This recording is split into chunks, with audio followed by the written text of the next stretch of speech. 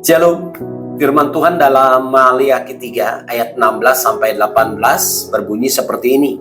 Beginilah berbicara satu sama lain orang-orang yang takut akan Tuhan. Tuhan memperhatikan dan mendengarnya. Sebuah kitab peringatan ditulis di hadapannya bagi orang-orang yang takut akan Tuhan dan bagi orang-orang yang menghormati namanya. Mereka akan menjadi milik kesayanganku sendiri, firman Tuhan semesta alam.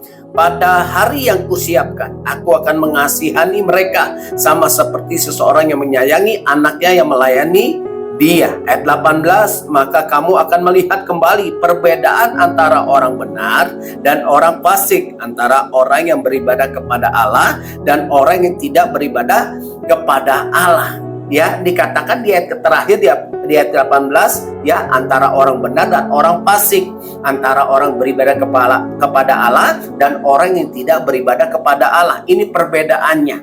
Kalau orang yang beribadah kepada Allah, sudah barang tentu dia dekat kepada Allah, ya, dan dia kepinginnya kapan sih hari Minggu, ya, kapan sih ibadah, praise and worship seperti itu. Jadi hatinya kepingin beribadah. Jadi dia mengetahui bahwa semua yang dia miliki, yang dia punya, itu karena kasih karunia Tuhan. Ya, karena begitu besar kasih Allah akan dunia ini, sehingga dia memberikan anak yang tunggal supaya orang yang percaya kepadanya tidak binasa, tapi memperoleh hidup yang kekal. Ya, nah, kata mengaruniakan itu diambil dari bahasa Yunani, ya, yaitu karisomai. Karisomai artinya mengaruniakan, kasih karunia yang besar buat kita. Ya, makanya Tuhan memberikan yang luar biasa buat kita, yaitu keselamatan. Ya, sehingga Tuhan Yesus itu diberikan untuk kita, untuk menyelamatkan kita. Allah Bapa mengirim anaknya supaya kita yang hidup tidak binasa, tapi memperoleh hidup yang kekal. Kalau saya dan saudara diberikan kasih karunia yang besar kepada Allah, baik itu berkat, baik itu kesehatan, dan lain sebagainya, jangan lupa kita juga dapat menolong orang-orang yang mungkin kita bisa tolong. Kita membantu mereka, ya.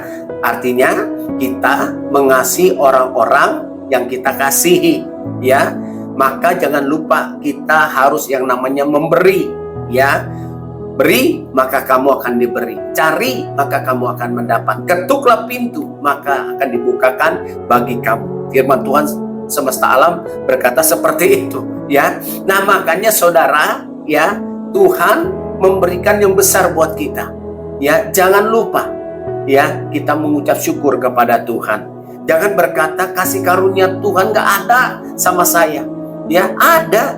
Ya, tergantung kadarnya, tergantung pengenalanmu akan Tuhan, tergantung ibadahmu kepada Tuhan. Jangan menyimpang ke kanan, jangan menyimpang ke kiri. Imanmu harus percaya kepada Tuhan.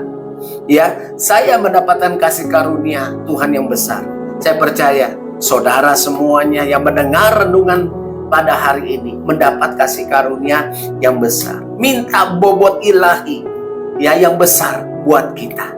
Maka Tuhan memberikan yang lebih besar, ya, apapun yang dia miliki, ya, karena dia, ya, menyebut kita milik kesayangannya, umat kesayangannya, ya. Kalau umat kesayangannya pasti dia memberi, ya. Nggak mungkin kalau kita minta roti Tuhan memberikan batu gitu, ya, seperti itu. Maka Tuhan memberikan yang terbaik buat kita. Jadi sesuatu apapun kita berbuatlah di dunia ini, ya, supaya kita mendapatkan kasih karunia yang besar. Itu tadi, ya, kita harus memberi. Ya, memberi bukan hanya uang, tapi memberi dengan kebaikan, memberi dengan menolong orang, memberi dengan tenaga, memberi dengan pikiran, memberi dengan hikmat yang Tuhan berikan kepada kita untuk orang-orang yang kita kasihi, supaya kasih karunia Tuhan itu,